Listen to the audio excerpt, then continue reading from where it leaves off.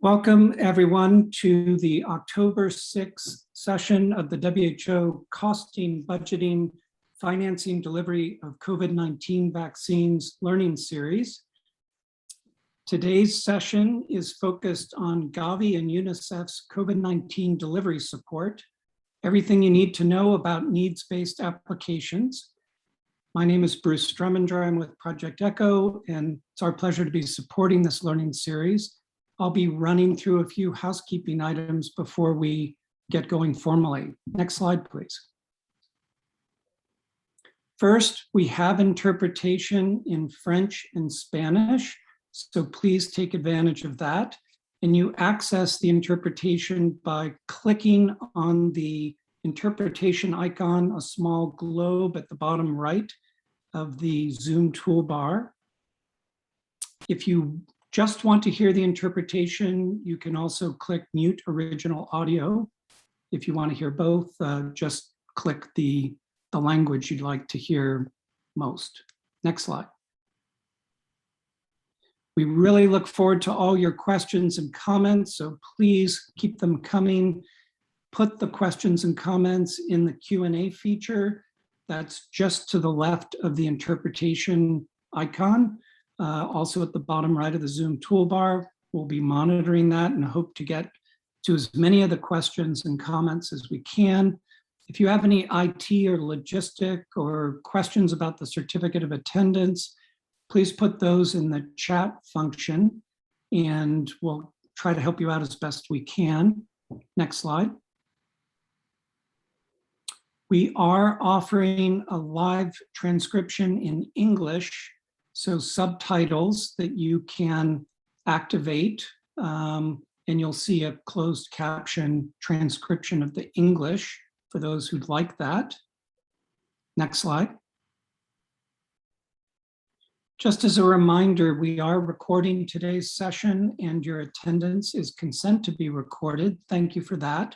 We will be sharing the recordings of the English, French, and Spanish both through a website that supports this, and excuse me, the TechNet 21 will be sharing all these recordings through their website as well, and we'll share links to all these websites for you in the chat.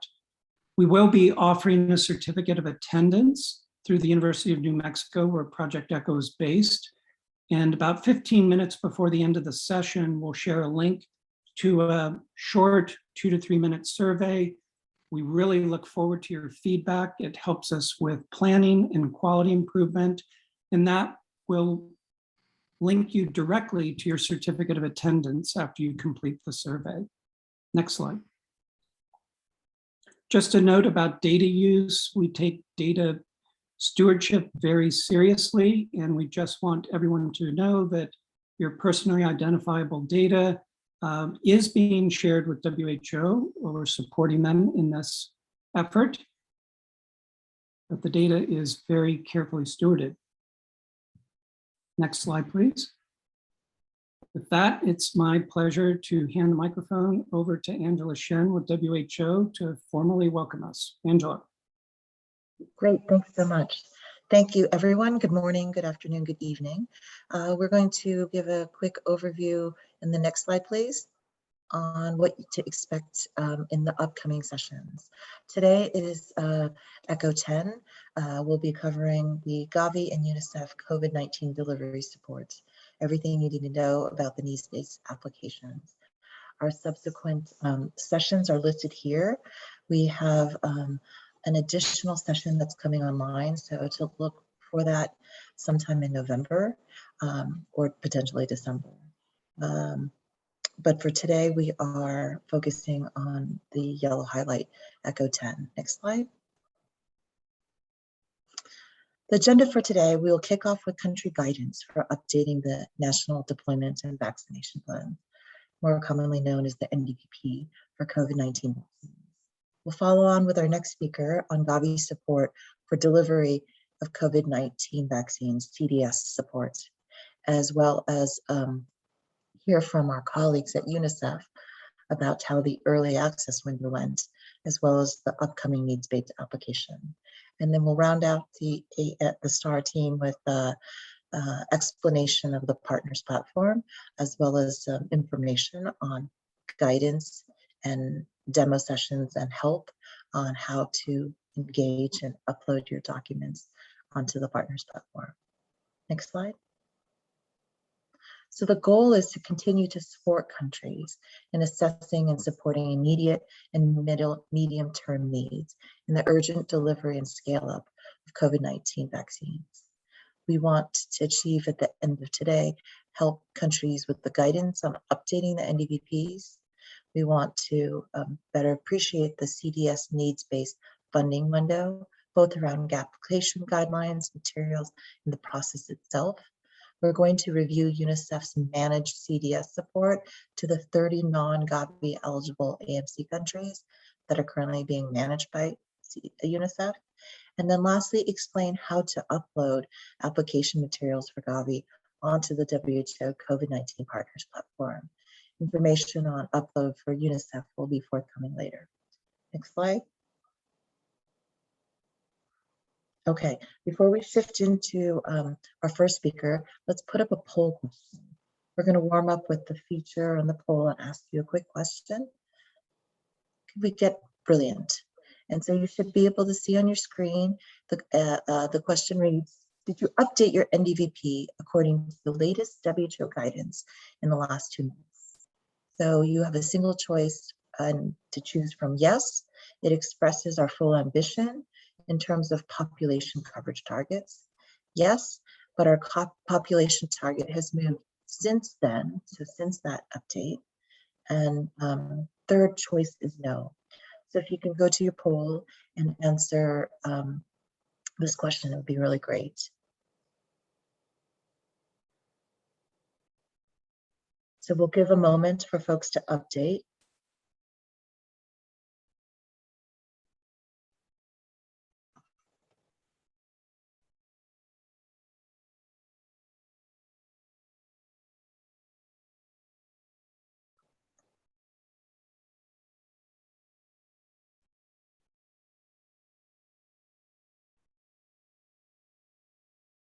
Okay, a few more seconds.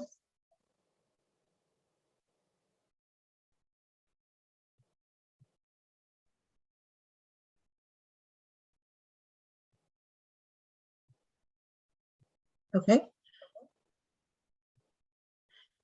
Echo India, could we post the results up? Great.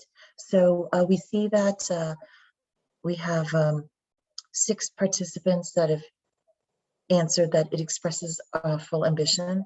7 is that it has been updated, however, the population coverage target has changed.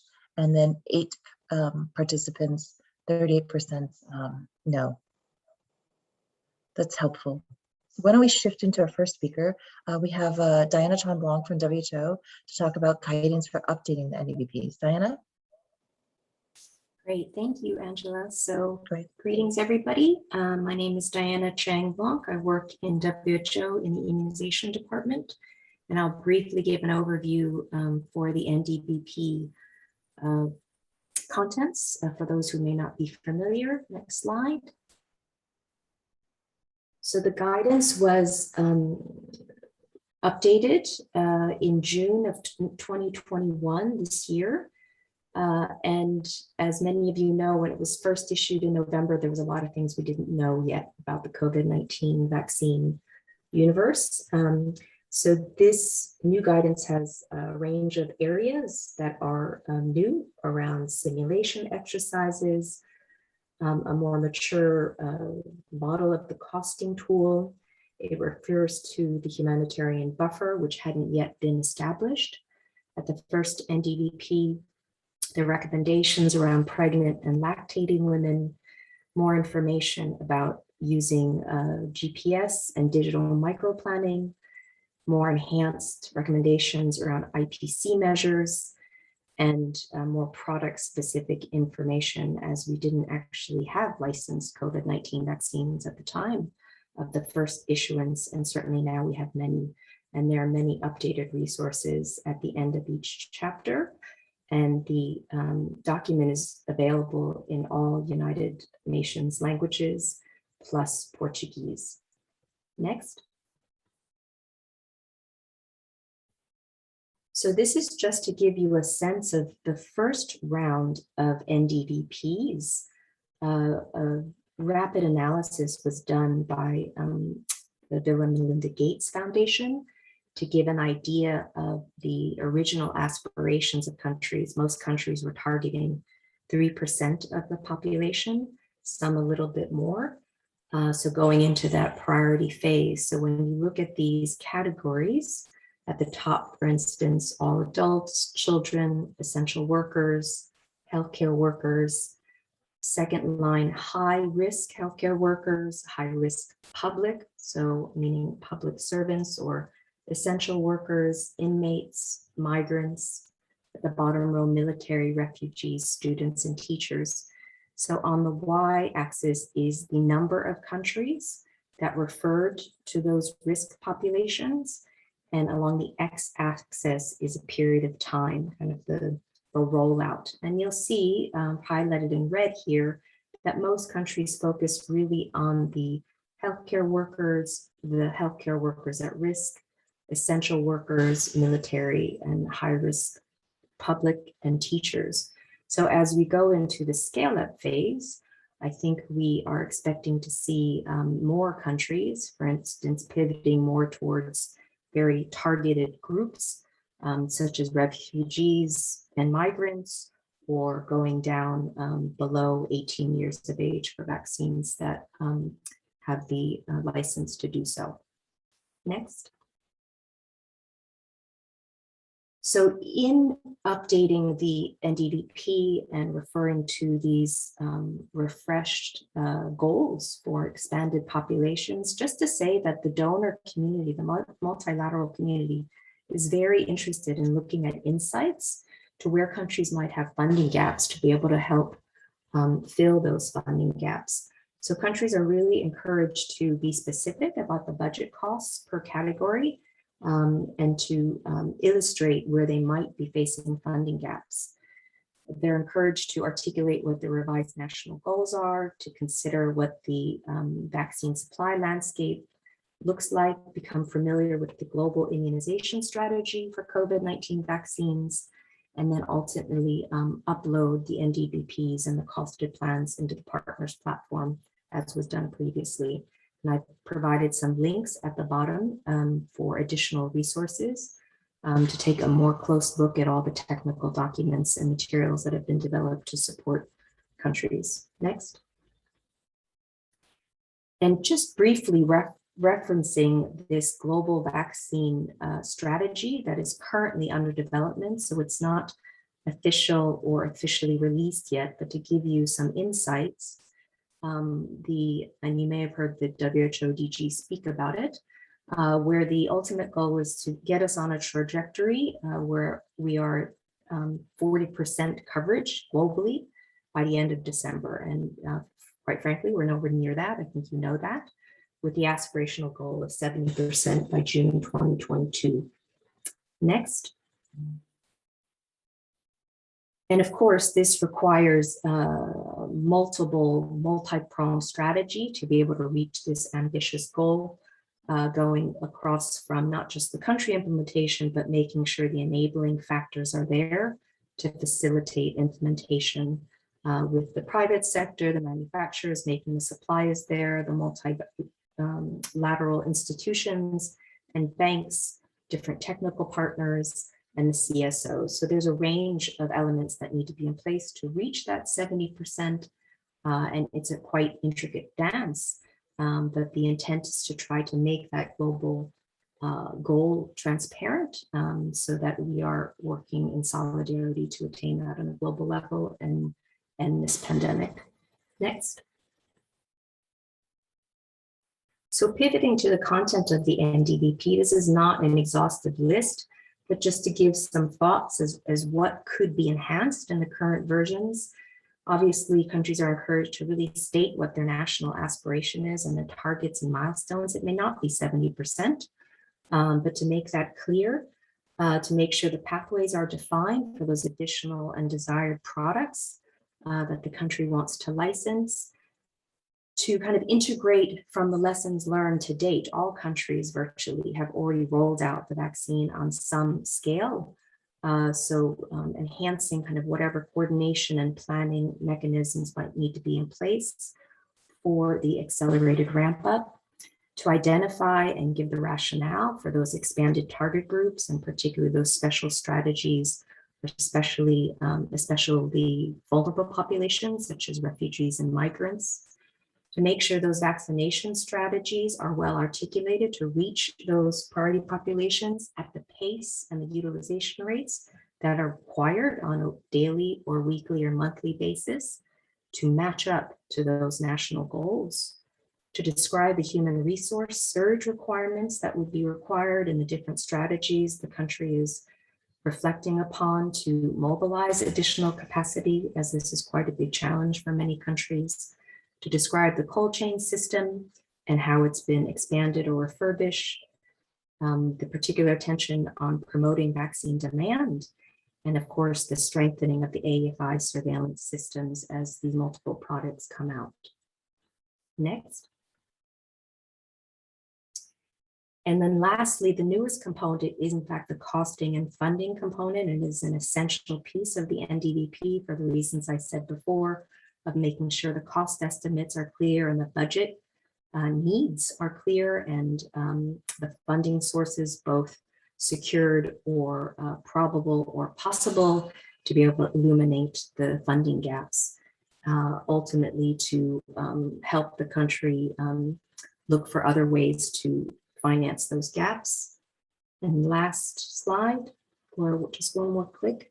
Ultimately to get to a point where you have a revised plan and all the strategic components to reflect the country's readiness to receive and accelerate deployment and expand it to attain the national vaccination target as stated in your NDVP by end 2022, if not beyond, if the country decides to go beyond 2022. So thank you very much. That's my last slide, and I'll pass it on to the next speaker.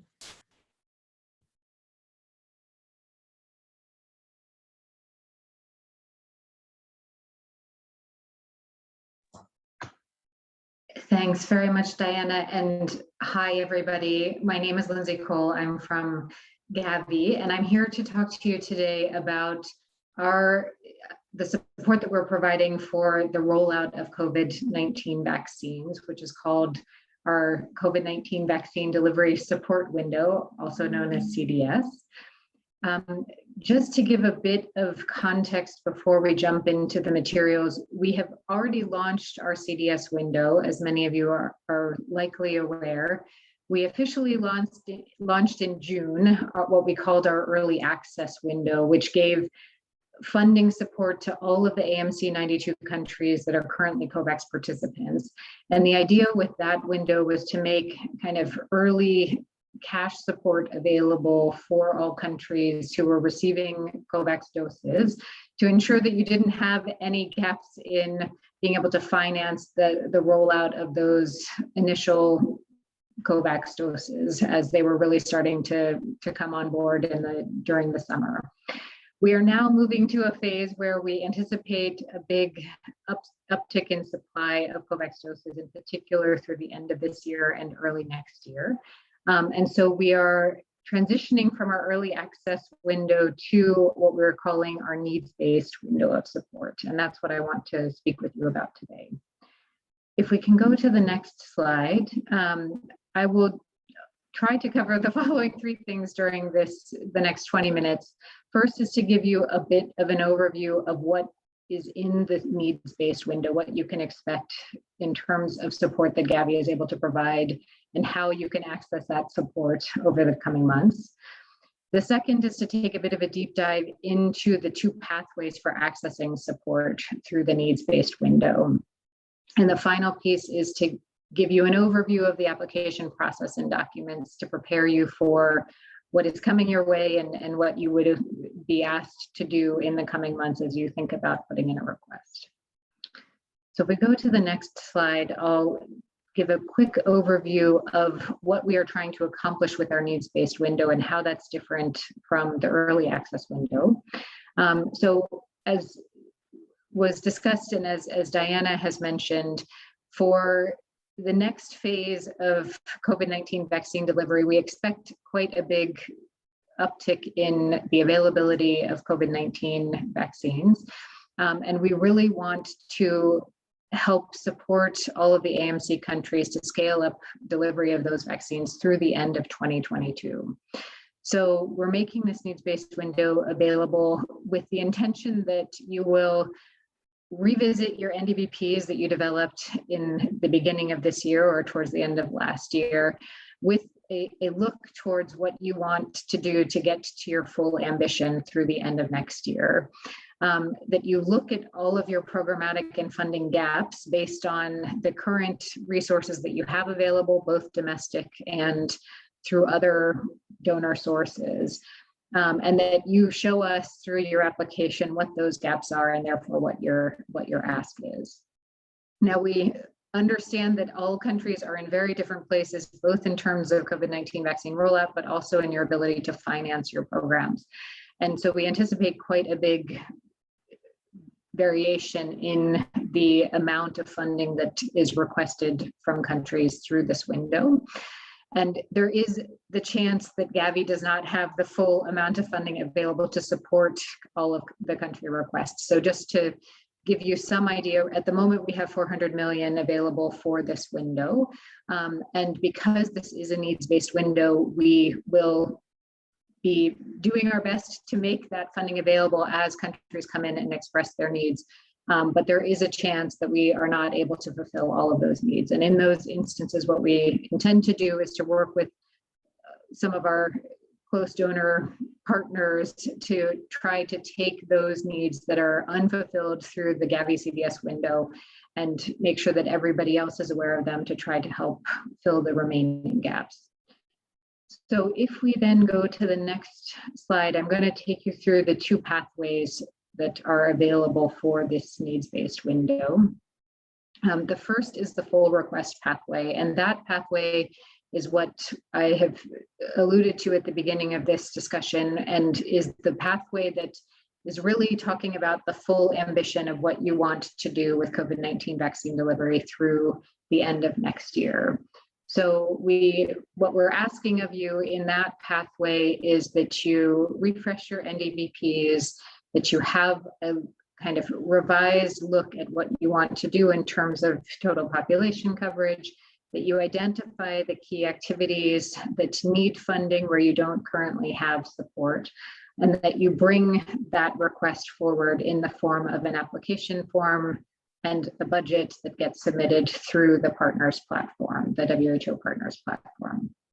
As I mentioned already, those applications will be reviewed through an IRC process, and I'll talk about that a bit more on the next slide. And we will make as much funding as we have available at the time to countries who come in through each of the windows in order to fulfill your needs.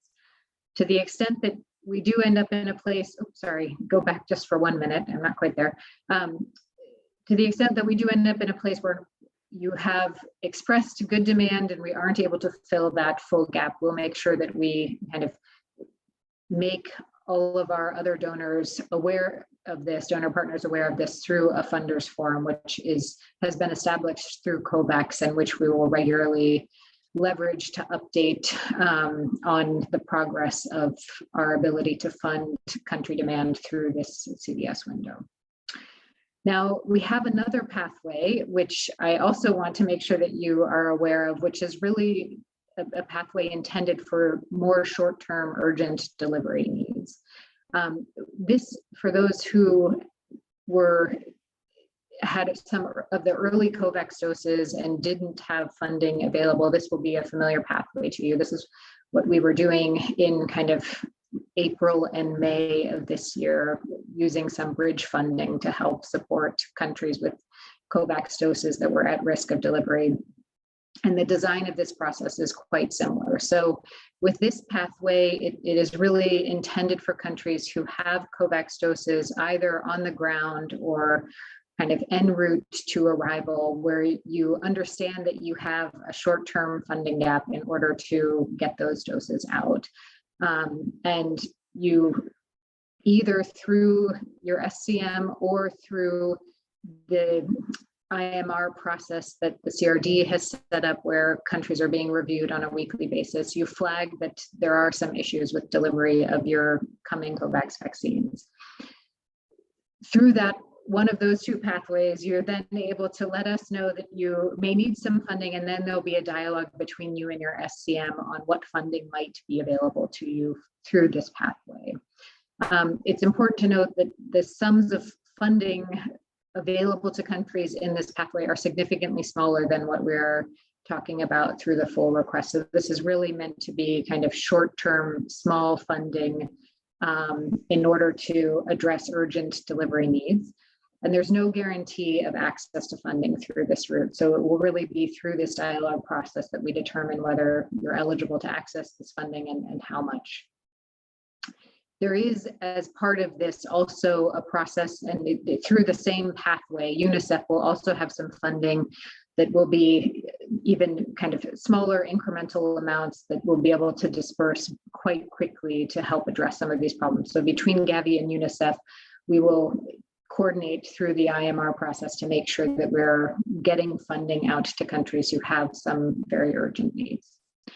So those are the two pathways. I'm going to take us now to the next slide to talk about the process, just to articulate a bit more the difference between those two pathways. On the left side here, you'll see that in terms of what is expected of you, there is obviously an anticipation that there will be an investment upfront in revising your NDVP, putting together all of the application materials and documents. And while the bulk of the application is really contingent on you having an updated NDVP that has been costed, there is a light application form that is sitting on top of that, along with the Gavi specific budget. You'll submit that to us through the COVID-19 Partners platform, and the process after that will look quite similar for those who are familiar with Gavi processes to what you have experienced in the past in terms of having a pre-screening, if there is an IRC review. The piece that is a bit different, and that's then going into an important next step to make sure that you're aware of, is that after the IRC review, there will be a moment where we'll look at all of the applications that have come through and match those applications with the funding that we have available. So unlike in the past where countries have a sense of what the envelope is that they're working against, we're not in that situation in the needs-based rounds. And so there is this important step of the process of having the funding match up against the applications that have come through. Now, in an ideal world, we're able to fund all of the good quality demand that comes through. In the case where there is good quality demand and we don't have enough funding, then we'll move into that purple chevron that you see on the left-hand side, which will be the negotiation stage of the grant making process of getting whatever has come through in the application down and within the funding limit of whatever we're able to provide. And then the rest of that process follows very similarly to what you would have experienced before, with the additional kind of add-on that I mentioned earlier, where if there is a gap in the amount of funding that we're able to provide vis-a-vis the quality demand that comes through, we'll take that to our partners through the Funders Forum. The two key pieces that I want to highlight here and for everyone as you're kind of preparing your applications and then thinking through what time you need to make available for this process is to note that as we have done in the past with pre-screening, there will be some dialogue back and forth where we would need your engagement to make sure that if there's a lack of clarity in what has come through in the application, we can work to get that resolved during that process and prior to the IRC review. And then similarly, after the applications have gone through the review process and have funding available to them, the piece around getting the final budget negotiated and the grant documents signed is another key piece to make sure that you have some time dedicated and set aside for. And our intent with all of this is to actually work down significantly some of the timelines that we have worked on in the past in terms of the time from when you submit an application to the time that you actually get a disbursement. And so during the process of this application, during the application process, we'll be communicating very clearly with you some of the deadlines for these things. And we ask that you strictly adhere to them as much as you can so that we can keep the process moving in as efficient a way as possible, recognizing that in many cases, disbursements are really what everyone is waiting for. Now, in terms of how that then differs from the short-term funding, you'll see that it is a significantly faster and kind of more compressed process on the right-hand side. And there, the emphasis is really on the dialogue between the SCM and the country on what is missing in terms of urgent delivery needs and getting an application together that reflects that. The review and approval process will be an internal Gavi secretariat process. So that's not something that will go through this IRC process. And we expect that the disbursement of funds will go much faster. Now, if a country has some unspent HSS funds already sitting in its bank account and absolutely needs to get cash right out straight away, we'll also have this flexibility that we had earlier with the bridge funding, where countries are able to make use of that, and then we'll kind of replenish that on the back end with the disbursement. So that's a quick summary of the process that you can expect through the two pathways. And maybe if we move then to the next slide, I can tell you a little bit about what to expect in terms of deadlines and how that works in the two pathways. So the first and really key deadline for us to all pay attention to is the first application for the full request, which is the 8th of November. So we will launch all of the materials and open the WHO portal at the beginning of next week. Everyone will have about a month to get their first application together. And then we'll have the IRC, the first IRC meeting happening roughly a month after that. And I say roughly for the very reason that I mentioned earlier, that we're working right now on compressing some of the timelines in order to try to expedite pieces of this process. There will be at least 2 application rounds after that. And some of those are a bit contingent on this updated timeline that we're working on. So we will publish those in probably the next week and a half or so, but just to kind of put that on everybody's radar, that there will be 2 subsequent application deadlines, with the second one likely in early January, but still in the process of being confirmed. Now, the difference between the full request and the short-term request is, when it comes to deadlines and timelines, is quite different. The short-term is very much on demand, so there are no deadlines or rounds. And everything will come through kind of on an as needed basis. But as I mentioned, this is very much kind of linked to urgent needs for delivery of COVAX doses, and not linked to this idea of having a bigger plan and asking for your full needs to deliver doses through the end of next year. If we then go to the next slide, I'll kind of give a quick overview of the application documents and then talk about next steps. So in terms of the application documents, we've talked through many of them already. The key supporting documents are the NDVP and the budget supporting the NDVP. And there are a few Gavi specific documents sitting on top of that. The key ones being endorsement of the ICC and having the signature of the Minister of Health and Minister of Finance and his or her designate.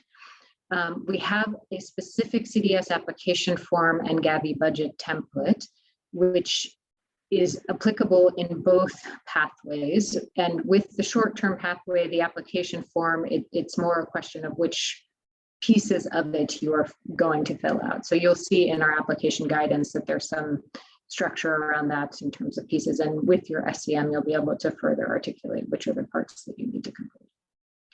If we then go to the next slide, I'm just going to breeze through these in order to make sure we have time for questions. I just want to highlight for everybody that the guidance document is will be posted on Monday next week. There is quite a lot of similarity with the key things that Gavi is able to fund with what we had with the early access window. So as you're thinking through what types of activities you can get support for, know that not a lot has changed in terms of what is eligible for funding and what is ineligible funding vis-a-vis what we made available through the needs-based window, through the early access window. And I want to just kind of draw your attention to the two annexes, which speak through both prioritized activities as kind of illustrative examples that you might consider, and our second annex, which is on this issue of eligible and ineligible costs, to make sure that you look at those as you're putting through your developing your budget. Okay, why don't we just breeze through the next couple of slides and I'll take you to the final next steps, if that's all right. So I won't go over this one because Diana has already talked through the updated NEBP guidance, but I do want to emphasize the point that we really want to encourage you to update your NDVP to your full ambition in terms of population coverage targets. So when you come in with your request, please make sure that you have an NDVP that reflects your current situation. And then I think we can move to the final slide, content-wise, which is just to highlight for everybody. And on that previous slide, the one thing to know is that we are going to ask for your funding gap. And that is something that can either be expressed through a tool that exists already provided by partners like the Civic tool, or if you don't have it, then you'll see that in the Gavi budget template, we have a tab for you to provide us with that funding gap. So that's an important piece for you to focus on as you're developing your application. And then finally, just to give everybody an overview of the next steps. So all of the application materials and guidelines will be published on the 11th of October, including the budget template, which I see there's a question about the chat, a question about in the chat. The partners platform will also be opened next Monday. And then we have the first deadline on the 8th of November. What you can do in the next few days before that gets published is just to continue to work on updating your NDVP, make sure you have a good sense of the landscape of funding resources to support its implementation and where you have gaps in your programming, and then start to have conversations with key decision makers in the country around what activities you would want to put forward in a request and their prioritization. And with that, I want to say thanks to everybody for your time today, and I'll hand it back over to you, Angela.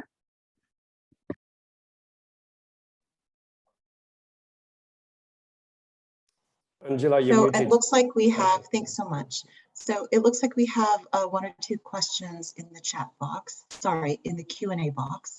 Let me encourage folks to put their questions into the Q&A. The first one from Mohammed speaks to donors supporting LMICs with very strict approval. I think it alludes to deadlines despite the pandemic. Lindsay, perhaps I might toss that to you. I don't know if it speaks to perhaps flexibility. I'm not sure if there's an entire question in there, but great. So Lindsay is typing that question into the Q&A. The second is about information to what extent community health workers are being included in the vaccine rollout, or are they generally being left out? David's follow-on comment, if Diana or Santosh could tackle that either live or type in the chat box, it would be great.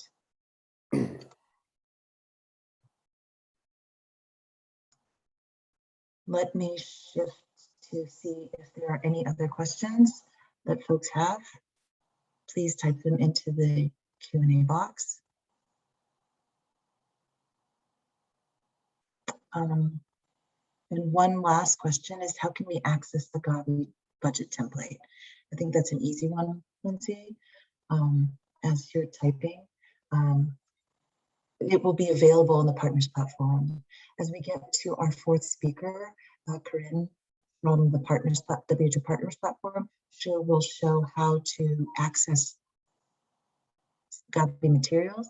as well as what to do in terms of submitting the application, which also includes the Gavi budget template. So great question. Diana, do you want to chime in, or you could certainly respond via text, and then we can shift to our next speaker and then to another Q&A at the end. Yeah, sure. So while you were asking David's question, I was actually trying to look at the data analysis that was done for the first 85 countries.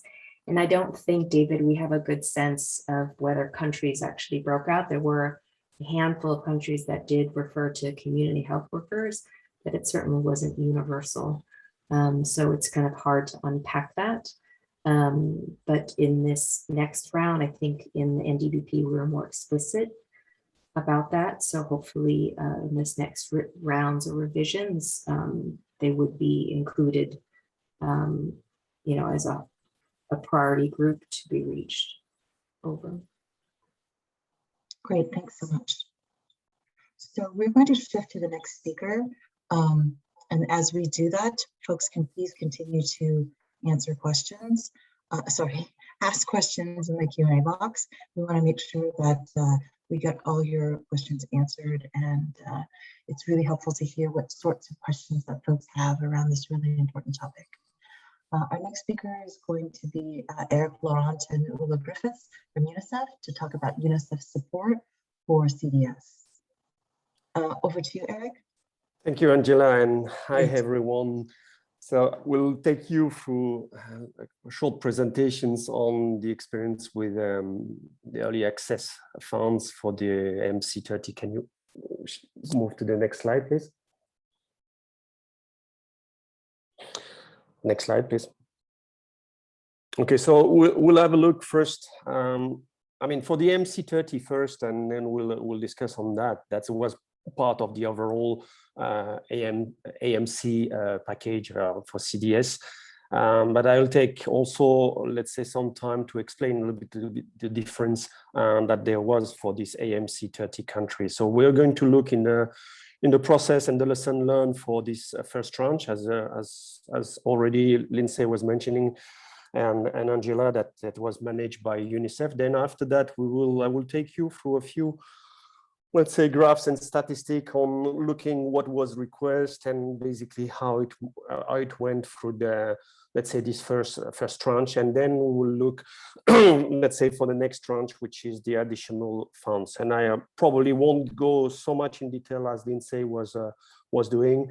I will mainly highlight what we need to look at for the next tranche. Next slide, please. Okay, so the MC30 countries are the ones which are listed.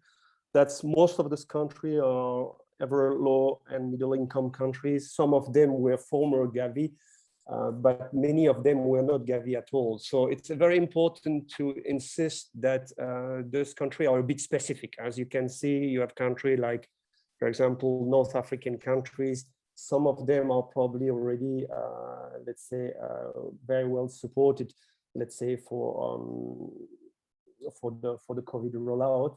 Some of them were less. So by going into, and they were all part definitely of the AMC country and touched since last year with the COVAX. But 2 or 3 first comment is that first, all this country do not have the same level of technical and financial support than the Gavi country. I insist on that, because when we started to work with them, we realized that definitely the needs were somehow different, and also their capacity ever to absorb or basically to take the time to look into what the needs are. UNICEF had been tasked to look after these countries and manage these funds, but definitely UNICEF was working hand by hand with the WHO regional office and with country office in looking into these early access funds.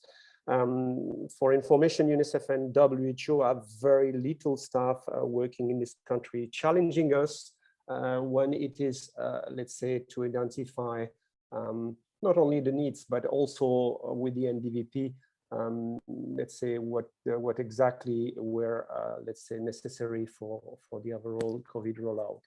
Not to say that for this country, I'm not going to go in detail, the response, and I will show you some coverage data. The response to the COVID was quite different. Next slide, please.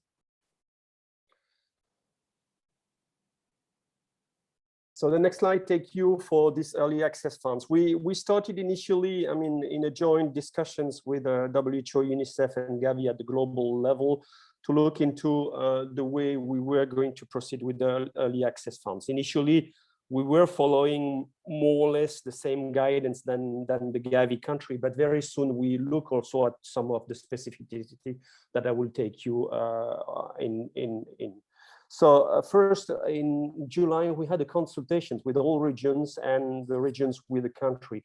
And in that regard, I will say that when we are speaking about base needs now, it was already, I mean, for the early access, a kind of base needs, because we did intentionally this kind of round discussions with all regions and country in order to understand what was requested and needed in this country. It's much more complex than the Gavi country to know exactly where this country were standing with the COVID response. The process was very streamlined and we simplified the applications. Once again, I insist on the fact that in the country you had very few technical assistance. So even if the government have probably more capacity than some of the Gavi country, but we still simplify the application form and also the budget template.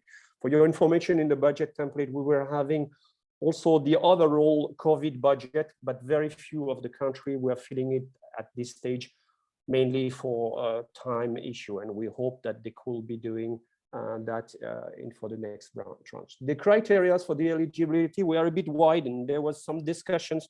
We thought that for some of country, was really to be taken as emergency situations for country which did not have, for example, syringes with vaccines. So we widened a little bit the criteria, and you will see in the statistics that also some country were requesting for cold chain that initially we were thinking to be maybe less supporting in this tranche. Submission of applications, and we, due to all the communication we had, we pretty much were fine with the deadline that we have fixed to the 15th of August to move quickly. Some of them were replying up to the 30th, but it went quite well. The review of application, I don't want to take you a bit like for the IRC. There was a committee constituted at UNICEF HQ level, supported also by the regions, using a standard operating procedure for review and approval process. That was done in late August, early September. All applications were approved and with some justification, and especially we were insisting for criteria, eligibility criteria, which were a little bit beyond the initial scope, that we needed strong justifications. And that was where we had discussions also with some of the countries. Rapid disbursement, it started and it was done in September. In that regard, it was working well. The total amount, initially the full package for the AMC 30 were $40 million, 44, and the early access was decided to go up to 50%. So the 19 million were spent over what we were thinking initially was a bit more than 20 million. Lesson learned, as I insisted, is that the fund requests for the early access were already needs-based. We were already with the country looking into what they need. Should it be on very emergency situation, or maybe looking into the next 6 to 12 months already?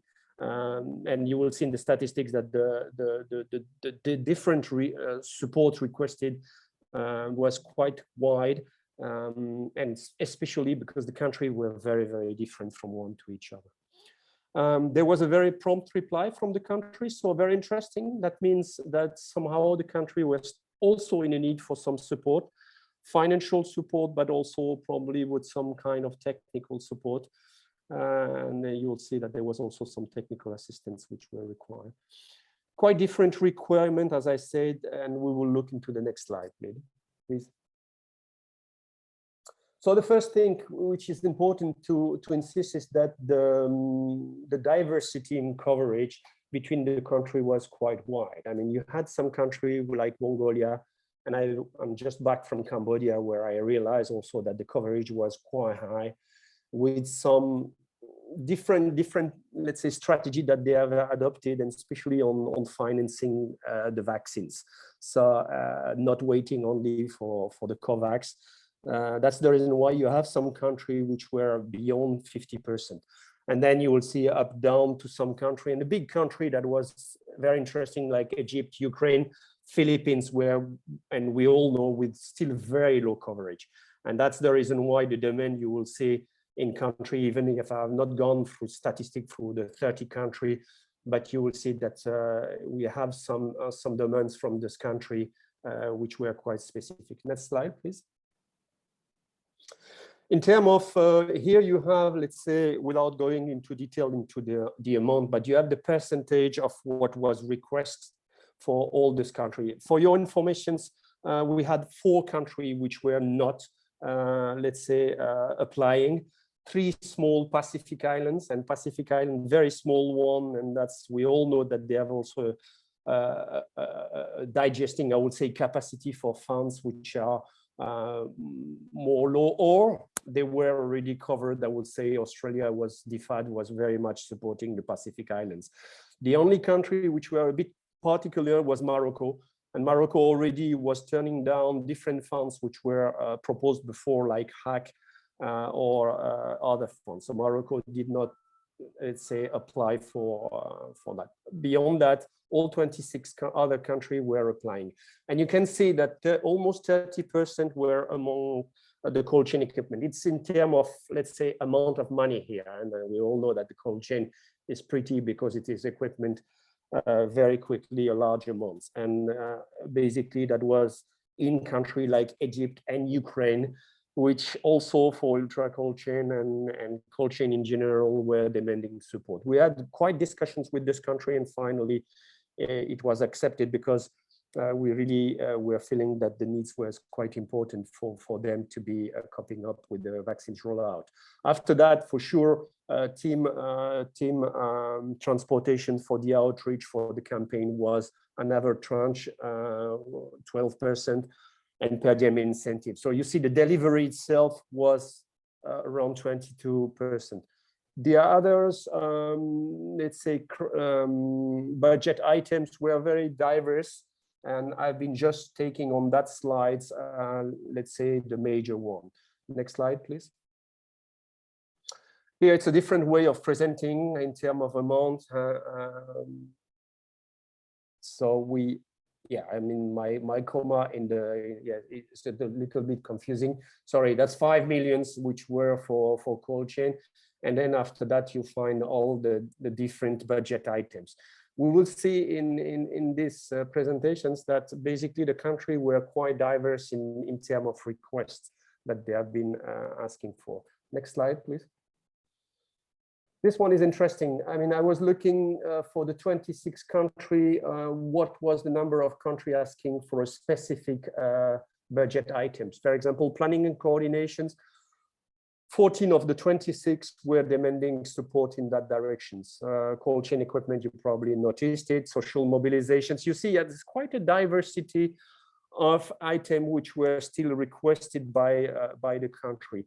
Obviously, lesser needs was for issues like personal protective equipment, waste management, I think for the short term, and also probably because some of them have been already covered. But for the rest, we have, let's say, here almost 12 different categories of budget which were requested by many of the country. Next slide, please.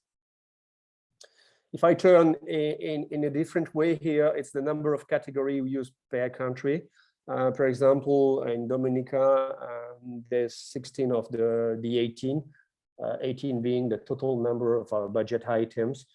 While you can see that most of the country were using between 6 to 12 of category. It shows once again to me, even if we don't have major trends which have been coming out, that you can easily recover between countries, it still shows that the country, those countries, the IMC 30, were having quite a diverse demand in terms of, let's say, budget item. And to me, it's demonstrate that this country are probably still in a need for different kind of support. Next slide, please. I was trying in the next one to put coverage in parallel to the category used by country. And we can easily see here that there is no really matching between high coverage or medium coverage or low coverage and a specific demand for one category. And again, it's probably what I mentioned to you, sorry, which is the high diversity of the EMC30 country. I mean, there's huge difference between the small islands in the Caribbean and in the Pacific with Philippines, Egypt, Ukraine, and also between the different regions. This country are very, very diverse. And to me, it's very showing. I don't have statistic here because we didn't get hit yet for the full budget, but probably some of this country have been supporting regionally or on the bilaterally support. But still, it still shows that this country were demanding still support. So we were pretty pleased to see that most of them were still using and wanted to use these funds. Next slide, please. I will finish with the next slide, which is the next tranche now.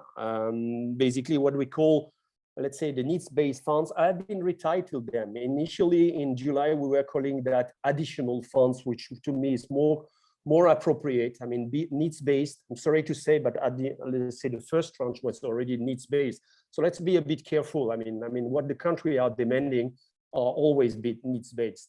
The only, let's say, what we understand is that the second part is probably to be more integrated into the overall, let's say, NDVP and also, let's say, the overall COVID rollout, vaccines rollout budget. But still, I would like to insist on two or three things. I'm just back from Cambodia and I realize how much the COVID is disrupting the routine immunizations. And we have to be a bit careful here.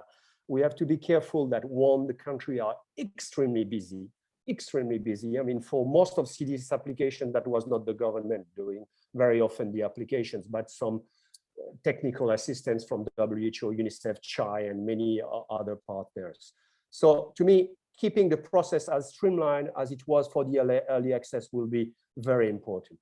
Then the second point is I still consider, and Lindsay mentioned with the pathway, it's very interesting, but COVID is still to me to consider as an emergency response. And obviously we need to look into 22 and 23 and probably on strategic way. We have to keep eligibility criteria wide, and at least for the MC30. I'm not speaking for the Gavi country, for the MC30, because I really realize that countries are already looking into the short to medium term. Some countries are looking immediate response. I mentioned syringes, cold chain, things like this. Some countries were looking at monitoring and trying to support them in the way the COVID rollout will probably continue next year.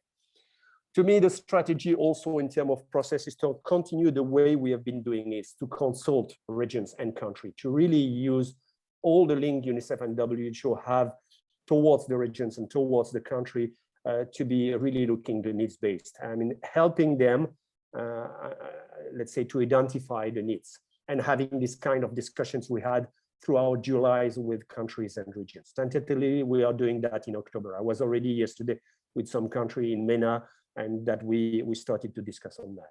The application tentative thinking for UNICEF, again, we think that we should remain with the simple applications, we should remain with a simple budget, or whether including the overall COVID vaccine delivery overall budget. This time we're asking to the country really to align, let's say, the revisions of their NDVP with the overall budget. But still, for the rest, it should be simple and helping them not to have a monster template and helping them to have something simple. And the SOP that we were using initially for the approval process, let's say, that have been developed, that we were using in UNICEF to be reviewed and approved, probably will still be used for the second tranche, and maybe with some adjustment. I will stop here. I mean, I don't know, Angela, if Ula have any further comment in 1 minute or 2 minutes, if you have the possibility to leave her the floor. Thank you. Of course, that would be absolutely great. Thanks so much for your talk. And as folks put in questions, if they have any in the Q&A box, Ula, we have a few minutes. Would you like to make some comments, remarks, or additional talking points? Thank you very much. No, I think Eric covered the most. I mean, the reason why we were looking at all those budget items, what countries were really spending, it was sort of to see like the countries with the high coverage, like what needs do they actually have? And I do remember like Sri Lanka, it's more like monitoring, for instance, they were doing electronic coverage monitoring. So I just think it was interesting to see that the ones with the high coverage, Mongolia and Sri Lanka, Bhutan, like they have delivered the vaccine to a lot of countries. So they had other needs. It wasn't really, per diems and things like that. So that's why we were looking into what exactly it was they were doing. And yes, some of it wasn't particularly for delivery, it was more surveillance. Thank you.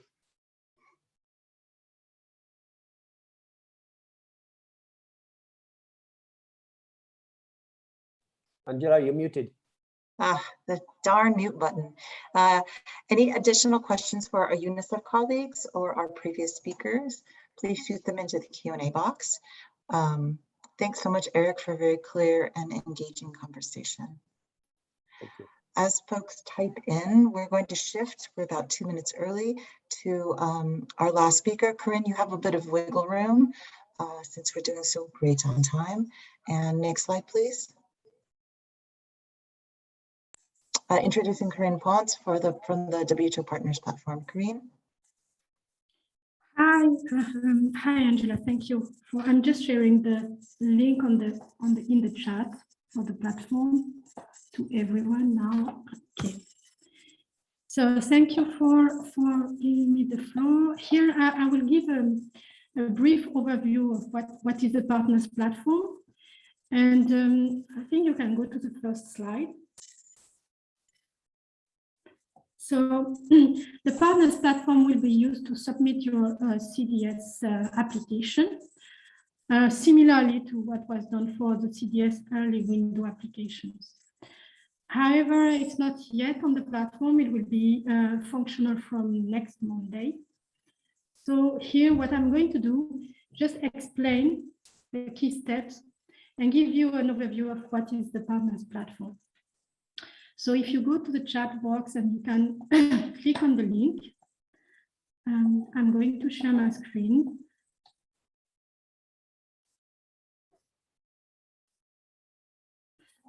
So can I share my screen?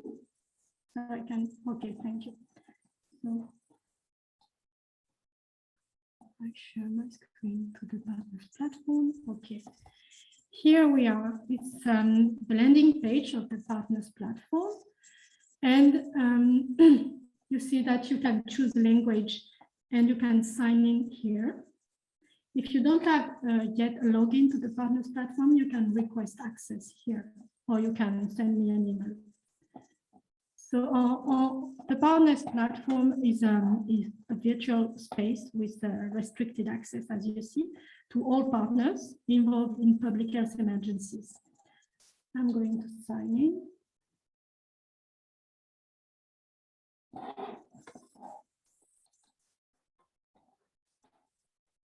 So one key, here you have the first page where, okay, I go to the landing page. You have the thread here. You can select the thread. It's also used for EVD, and it's going to be used for measles soon. You have several tabs taking you to several information. One of the key role for this platform is really to facilitate resource mobilization for countries or partners by sharing key information such as plans and costing, and this is available from the country info page. You can also share your resource needs here. This is what is not covered by your domestic funds, and you want to bring your resource needs or residual gaps to the attention of the donors or international bank, development bank. And here also the partner platform is available for donors to record their contributions. I won't go into details here, but just another feature that is very interesting for you for vaccination is that you have a dashboard. I go here, so it's already uploaded. You have a dashboard where you can see for the world or by country or by different filter, the contributions. And also you can go to the COVAX doses tracking. So that's just a brief overview of the platform and what it can offer to partners in terms of resource mobilization. For the CDS application, it takes a little bit of time to upload all the information.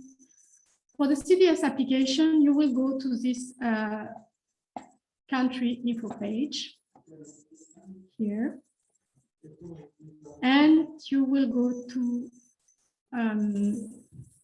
you have to choose the country here, and you will go to this folder, which is for Gavi managed countries. You will go to this Gavi folder. And next Monday, you'll have this button activated, and you will click here.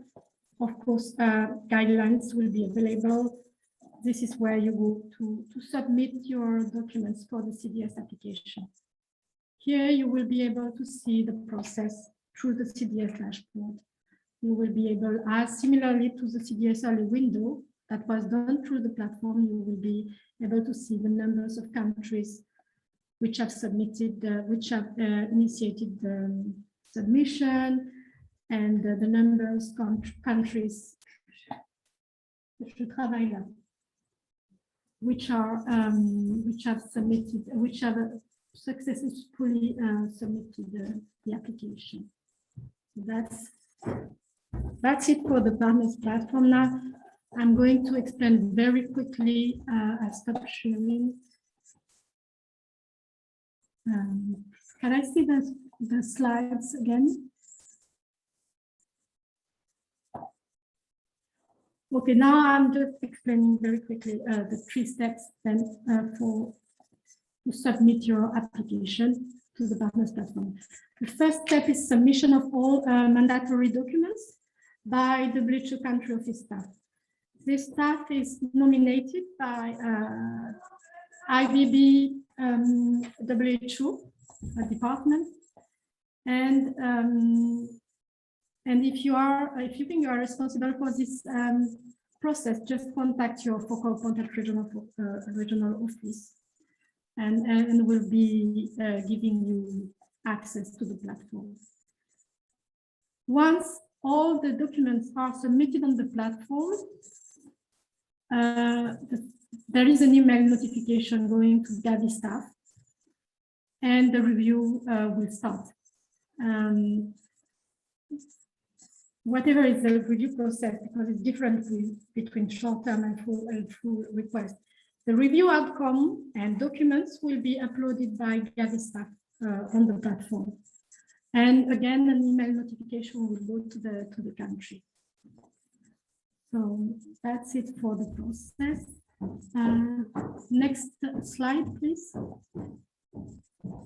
Yes, so this is demo session that we are organizing from next Monday, from Monday to Friday, 23 of October. There are sessions in English on Monday, Thursday, and session in French on Tuesday and Friday. So do not hesitate to drop into one of the sessions. It will be a demo session followed by question and answer.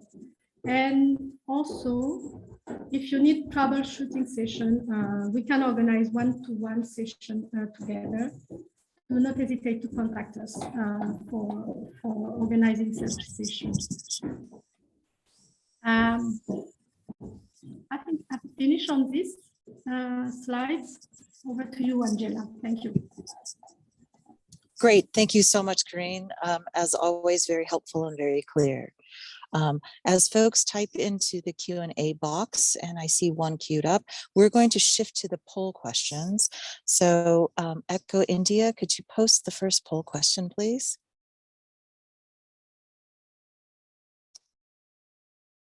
And that poll question should be on your screen. They're actually, both of them appear at the same time. So if you can see the second, scroll down. The first question is, at which round of the CDS application do you think your country will apply? Your choices are round 1, for which the deadline is November 8th. Round 2, the deadline is early, I believe, in December. And round 3, the deadline is early February. And fourth option is will not apply. So first question is approximately about when you might think you'll be applying for the Gavi CDS window. The second question is, do you foresee the need for short-term funding available within a few weeks or less? The first option is yes, funding will be available within a few days. Yes, funding available within a few weeks being your need. And third is no, you don't foresee that you'll need or require short-term funding. So as participants fill out those polls, why don't we shift to the questions? I believe there was a question in the Q&A around guidance, I imagine SAGE guidance or otherwise for vaccination for pregnant women. And it looks like Santosh has already answered that. Thanks so much, Santosh. I point to the Q&A box, the questions we either answered live or our colleagues have been answering them along the way. I don't see any open Q&A questions. If you have questions, please continue to put them in the box. Any questions we don't answer, we will collate and follow up in an email to participants to answer. In the meanwhile, why don't we pull up the feedback from the poll? Echo India, do we have a critical mass enough to share those participant responses?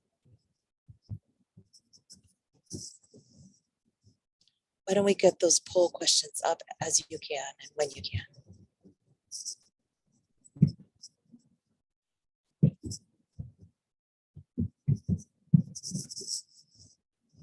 Brilliant, thank you so much.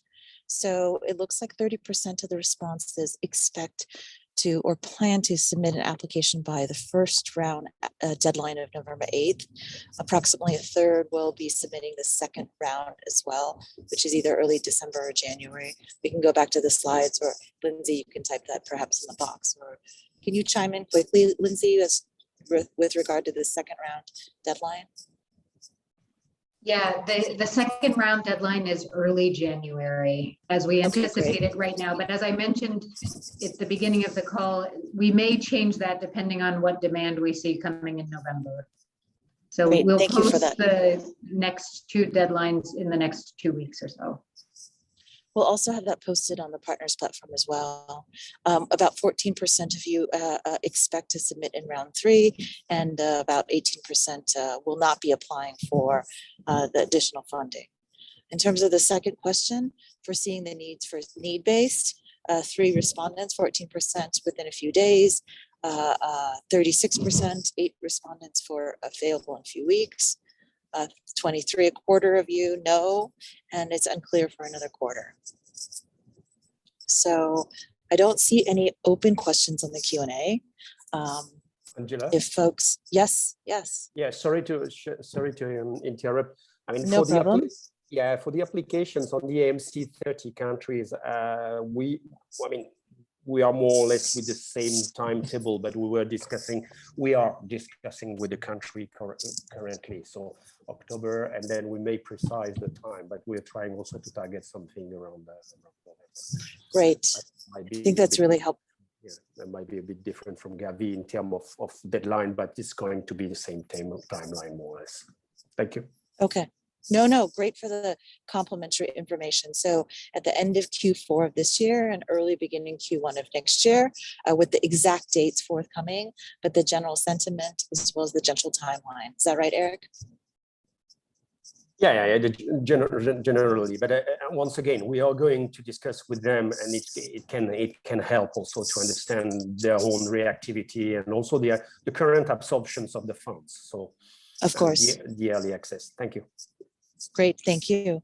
So I'd like to thank all of you for attending our ECHO session. We particularly appreciate the feedback of, we appreciate the work of all the planners, the translators, ECHO India and the ECHO team writ large, as well as the simultaneous interpreters. I said translators, those all participating. We appreciate your feedback. We'll be sending out a brief survey. At the end of this survey, you'll be able to print a certificate of attendance or just submit your feedback. We really appreciate your feedback, as Bruce alluded to early on, so that we can improve these learning sessions. So please take advantage of them, as well as your attendance certificate. Certificates are instant when you complete the survey, and you'll receive an email with the link to the certificate.